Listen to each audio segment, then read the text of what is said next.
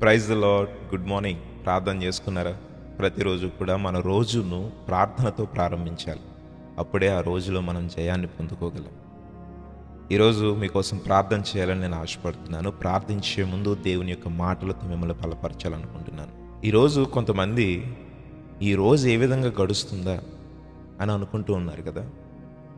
మీకు విషయం చెప్పిన, ఈరోజు దేవుడు నీకు అనుగ్రహించాడు. సజీవంగా నువ్వు లేచావు.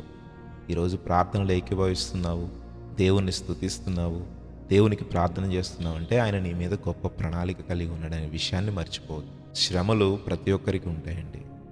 దానిని ఏ విధంగా జయించాలి అనేది దేవుని యొద్ద నుండి మనం బలాన్ని పొందుకోవాలి.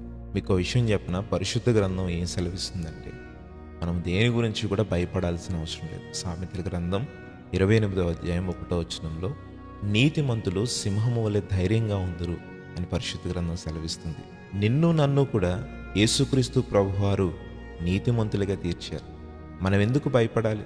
సమస్యను చూసి మనం ఎందుకు భయపడాలి? నీకున్న ఇబ్బందిని చూసి ఎందుకు భయపడాలి? నీకున్న అప్పులను బట్టి ఎందుకు భయపడాలి? లేదా నీకున్న ఆ శత్రువులను బట్టి నువ్వు ఎందుకు భయపడాలి?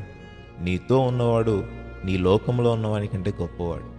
నీలో ఉన్నవాడు ఈ లోకంలో ఉన్నవాడి కంటే గొప్పవాడు.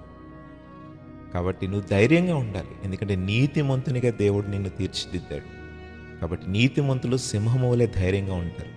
ఈరోజు ఎలా గడుస్తుందా, లేదంటే ఈరోజు నాకు ఈ డెడ్ లైన్స్ ఉన్నాయి, ఈ డెడ్ లైన్స్ నుండి నన్ను ఎవరు కాపాడుతారు, నాకు ఎవరు సహాయం చేస్తారని దిగులు పడకు. దేవుడే నీ సహాయకుడు. నమ్ముతున్నావా? ఈ ప్రార్థనలు ఏకీభవించు.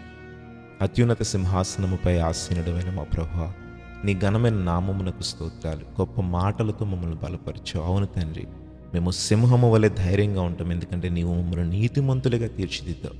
తండ్రి, నీకు స్తోత్రములు. ప్రార్థనలు ఏకీభవించిన ప్రతి ఒక్కరికి ధైర్యము, బలము, శక్తినివ్వండి.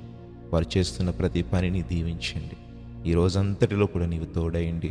అయ్యా, ఎవరెవరు ఏ ఏ కార్యము, నూతన తలంపులు తలపెట్టి ఉన్నారో ప్రతి ఒక్కరిని ఆశీర్వదించి దీవించి నీ కృప చేత నింపమని, ఈ రోజంతటిలో కూడా మేము చేయు ప్రతి పనిని ఆశీర్వదించమని, ప్రతి ఒక్కరి హృదయ వాంఛలను తీర్చమని, నీ కృపాక్షేమము చేత మమ్మల్ని భద్రపరచమని యేసు నామములో అడుగుచున్నాము తండ్రి. ఆమేన్.